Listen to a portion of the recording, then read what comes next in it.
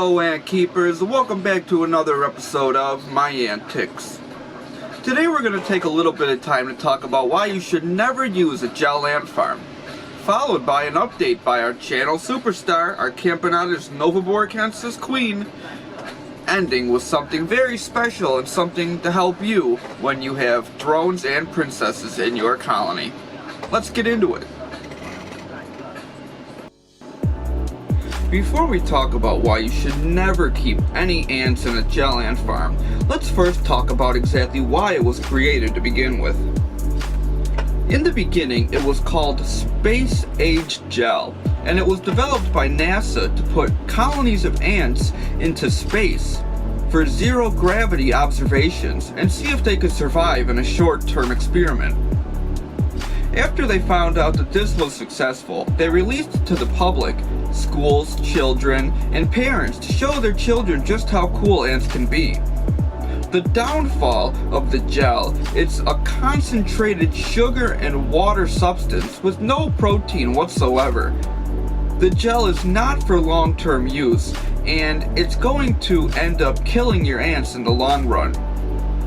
Being on a diet with no protein is extremely harmful for your colony, and I would recommend avoiding it at all costs. Now let's get into something a little more positive. Let's take a look at our channel superstar, our Campanata's Novaborkensis. Now it's time to take a look at our channel superstar, our Campanata's Novaborkensis queen. The last time we saw her, she had a big pile of eggs, but nobody expected her to bloom into this giant pile of cocoons, a mature brood. She is truly living up to her name as our Antics superstar.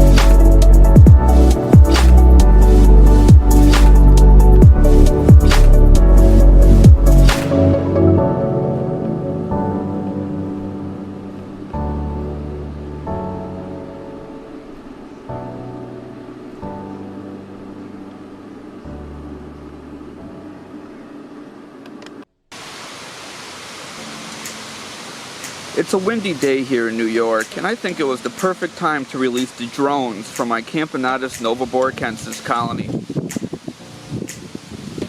Before my dissection, I put an extra layer of Fluon around the nest walls to make sure the workers didn't escape while I took them out of the hybrid nest.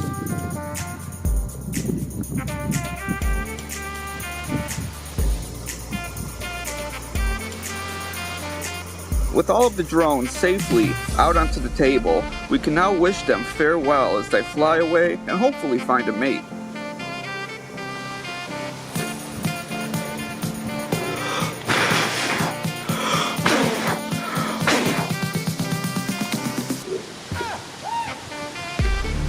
They seemed a little bit stubborn and hesitant to go, probably because they were in captivity, but once they get the air on their antennas and they get to feel the grass for the first time, I'm sure that they'll understand exactly what's going on.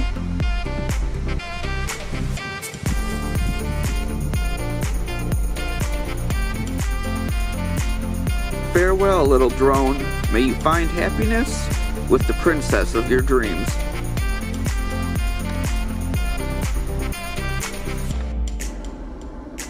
In every ant keeper's career, it comes a time when your colony is mature enough to grow winged elates. Drones and princesses are a symbol that your colony has been succeeding over the last couple of years, and now your queen has decided it's time to reproduce, expanding the ants outside in the wild.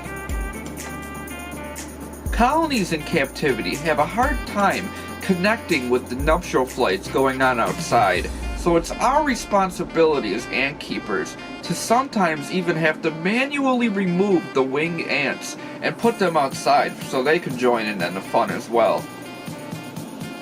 Today we took a look at exactly why gel ant nests are a horrible option and why they're great for short-term ant researching.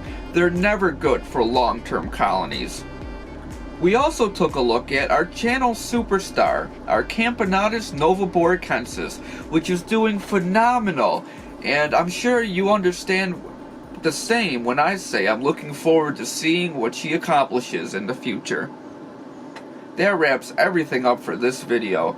I hope y'all enjoyed, and if you haven't already, subscribe, hit the like, and definitely stay tuned for the next video.